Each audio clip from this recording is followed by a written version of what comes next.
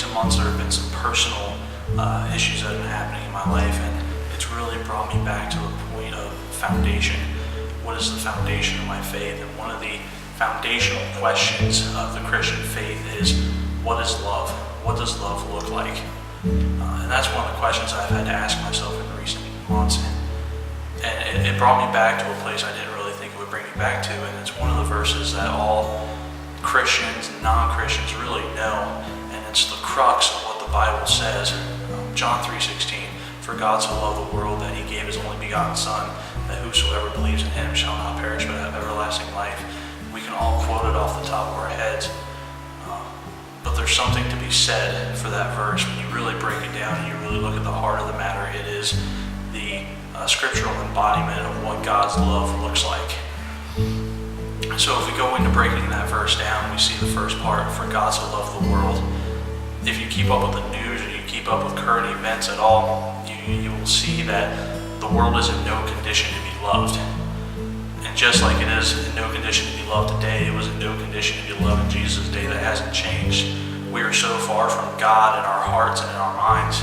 However, despite that, despite our lack of love for him, God still showed love for us. And in the second part of the verse, we see what that love looks like. It's unconditional because the world is in no condition to be loved, but it's also sacrificial. For God so loved the world that he gave his only begotten Son. I'm not a parent, and hopefully not for a while, but I can imagine that is one of the hardest, probably the hardest choice to ever have to make, to sacrifice your only child, your only begotten Son, for a world that has no interest in you. That is the epitome of sacrificial love. For God so loved the world that he gave the only begotten Son, that whosoever believes in him. God's love is a choice. He's giving us that choice, but his love is a choice. If he wanted to, we could be completely wiped out. But he decided that we are worth saving, and he sent his Son to die the most painful death humanly imaginable to save us. That just blew my mind as I was going through and really looking at this verse and looking at God's love. For God so loved the world that he gave his only begotten Son, that whosoever believes in him shall not perish, but have everlasting life. God's love is absolutely merciful. He could have wiped us out at any time. He could have wiped us out in the days of Noah, but he decided that we were worth saving, and that he would show ultimate mercy to us and allow us to continue existing, to continue to seek after a relationship with him. So what does that all mean for us as Christians?